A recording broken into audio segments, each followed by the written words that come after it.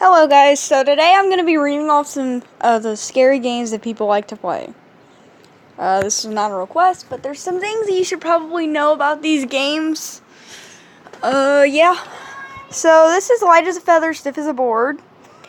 If you're into all things scary, you may have seen Light as a Feather, Stiff as a Board in the 90s occult film The Craft.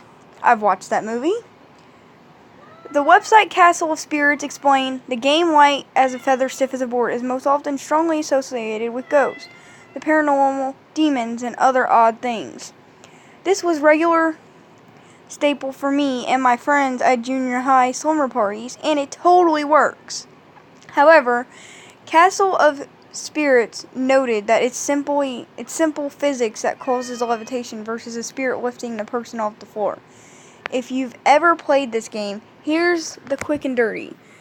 Gather your friends and have one of them lie on the floor. The rest of the group kneels down and places 2 fingers from each hand underneath the person's body. Next, the entire group chants Light as a Feather, Stiff as a Board with their eyes closed. If you do this long enough, the person seems to levitate off the floor. This levitating trick is really quite scientific and not paranormal in nature. It has to do with human diamagnetism, gravity, and Tana levitation. Castle of Spirits noted, diamagnetism is essentially a magnetic neutral zone existing between a north and south magnetic field, which can be exploited for purposes of levitation. Sorry to spoil the mystery, but this is still a really fun game to play. Give it a try! Ouija board. While Ouija boards are sold as games, they are really not. A 1986 movie called Witchboard, where a woman becomes possessed after using the Ouija board alone, pretty scared me from ever trying it by myself. My grandma often told me tales of how she and her co-workers would use the Ouija board to communicate with the dead while they were on breaks at the hospital, where they worked as nurses.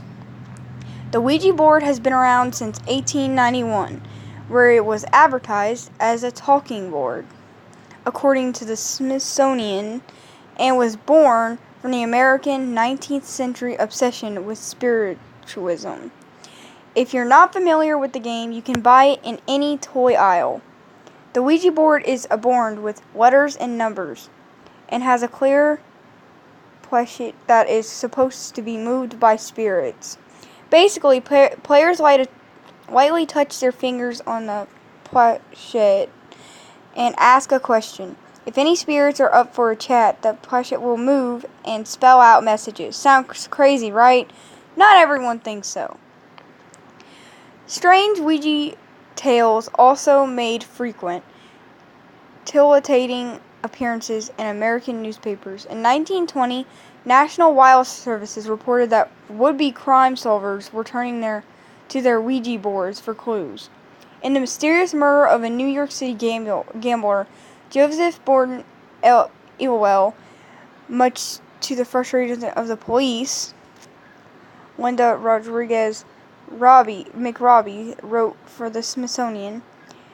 In 1921, the New York Times reported that Chicago woman being sent to a psychiatric hospital tried to explain to doctors that she wasn't suffering from mania, but that Ouija board spirits had told her to leave her mother's dead body in the living room for 15 days before burying her in the backyard. If you dare, give this game a try, just don't do it alone. The Triple Mirror Game. Okay, I am not doing this one.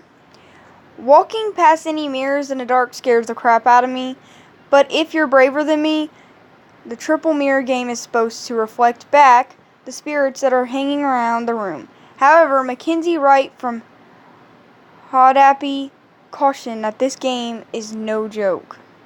To play this game, a person first needs to protect themselves by spiritually cleansing the room and putting a line of salt across all thresholds and windowsills, Wright explained. The person then lights a white candle in the room and sets it on thistles to attract the spirits in the building. If you're not scared yet and you want to continue, you'll need 3 mirrors.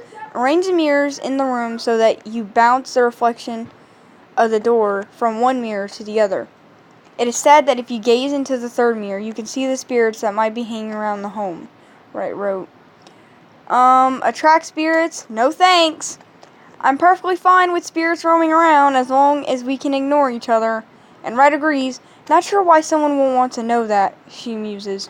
For me, there are 3 things I don't want to know. How many bugs are in the walls, how many germs are on my body, and how many ghosts are hanging around my house.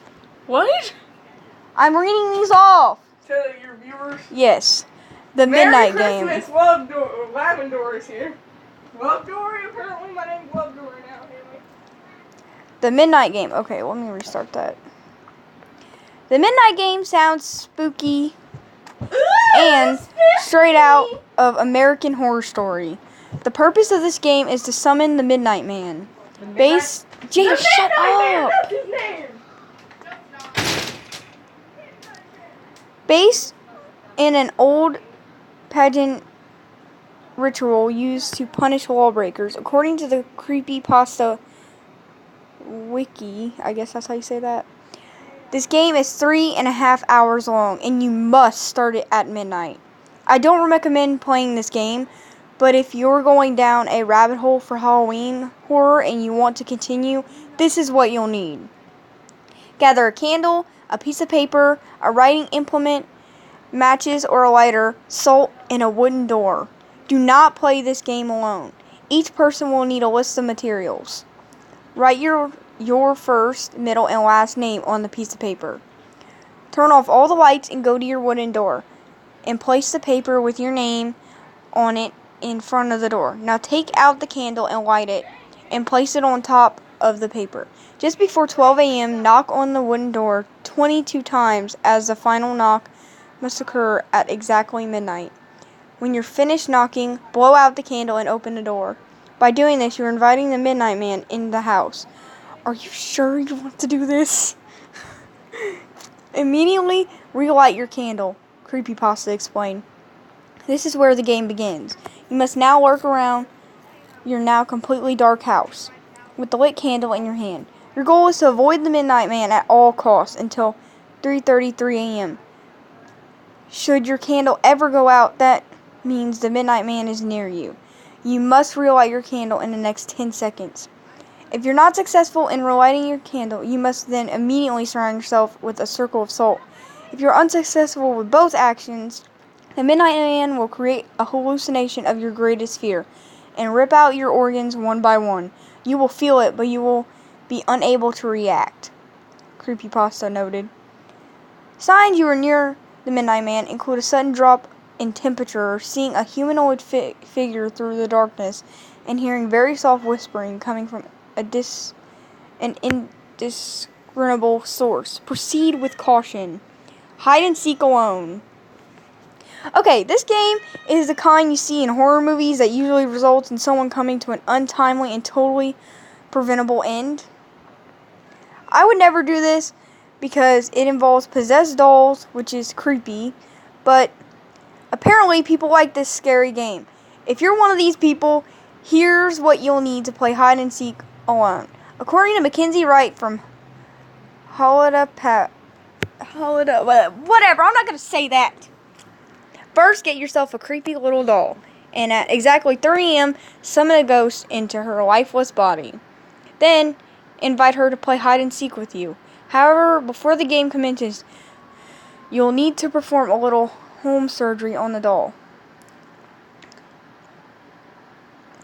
The player replaces the stuffing in a stuffed doll with rice and nail clippings, sews it back up, and tosses it in a tub of water. He tells the doll that the player is it first, and runs off to turn off all the lights in the house, leaving at least one TV on a white noise channel, Red explained. The player counts to 10, then goes back to the doll and says, "Found you!" 3 times, and stabs the doll with something sharp. Seriously? Why? If you want to see a murderous doll, maybe you can watch Child's Play instead with that scary little Chucky doll. The player then tells the doll that it's the doll's turn to be it, leaving the sharp instrument in the bathroom. Now the player must run and hide. Supposedly, a closet with a door that can walk is ideal, Wright wrote. The player is also supposed to prepare a cup of salt water, which they will take a big sip of it and hold in their mouths. This is when things start to get weird.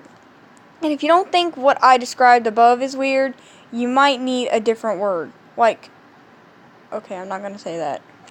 You'll supposedly hear footsteps, giggles, and even the doll calling for you. To end the game, you have to find the doll, yell, "I win," 3 times, then burn it to release the spirit. And if you let this madness go on for more than 2 hours, the spirit might be too strong to get rid of, and you might have to live with the doll spirit forever.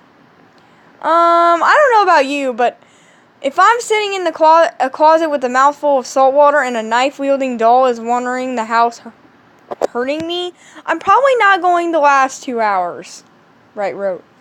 Yeah, I'm right there with her. If you insist on doing this one, you should also get yourself some sage so you can cleanse your house afterwards. The Three Kings. This game is the scariest one of all, and I would not advise attempting this one. But if you're fearless and confident in your ability to ward off spirits, the Three Kings game will test your mental mettle. Whatever. According to Dana, I guess that's how you say Matthews of Weird Week, here's what you'll need to play Three Kings. You must follow the instructions exactly. Make sure you have a very large, empty, and quiet room, preferably without windows. If you don't have one of these, you'll need to be able to cover the windows to ensure total darkness. A pack of candles and a lighter, a bucket of water and a mug, a fan, 2 large mirrors, 3 chairs, and an alarm clock, an active charged cell phone, a loved one willing to follow the rules and go with you down this pit of darkness, and a small toy or dear object from your childhood for protection. Next, you'll need to set the stage. Begin setup at 11 p.m. by placing 1 chair in the center of the room facing north. This is important. Next, place the other 2 chairs exactly to the left and right, facing your throne. The distance between your throne and that of your queen and fool should be about the length of your arm to each side, more or less, Matthews noted. Once you've done that, place the 2 large mirrors on the queen and fool's chair, left and right of you, facing you and each other. Try your best to have them stand at a 90-degree angle, or else you may get more or less than 3 kings, Matthews cautioned.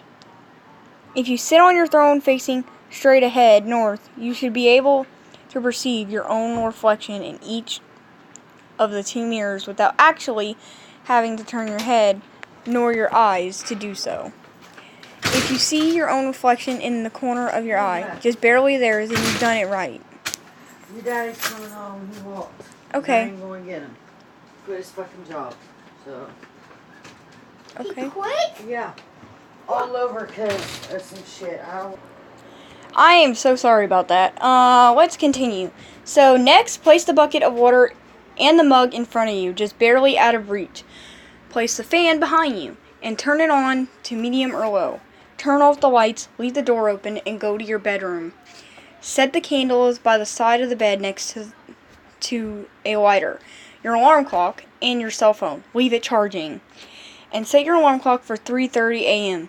Turn off the light and sit and sleep. Good luck with that while holding your power object.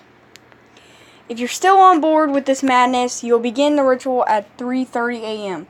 Get out of bed, but don't turn on the light. You have exactly 3 minutes to light your candle.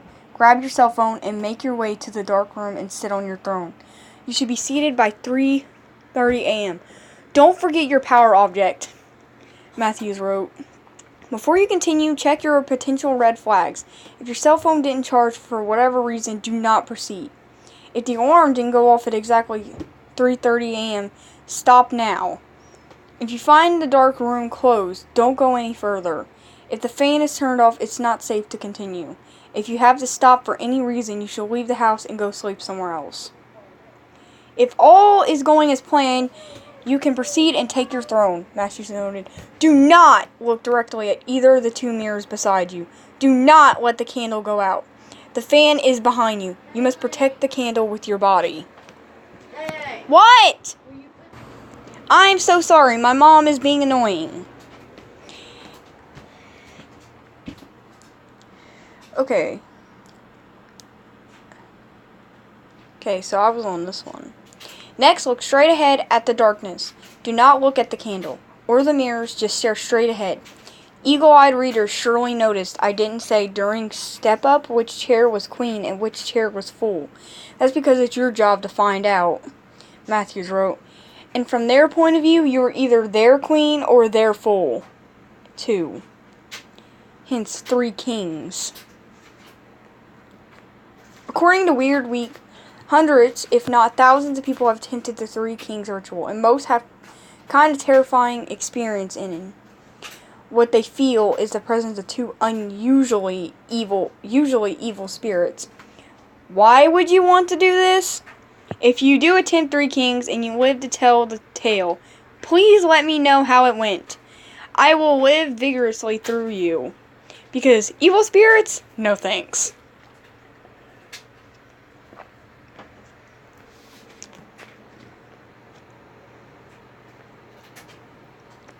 I think that was about it.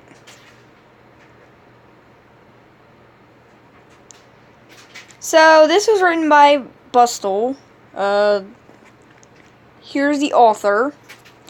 The name of the article is Scary Ghost Game to Play on Halloween 2017 at Your Own Risk by Brandy Neal. It was written on August 29th, 2017. So, if you guys ever want to do any of these games, here's the information. I will probably do more of these if you guys request, so I will see you guys in the next video. Bye!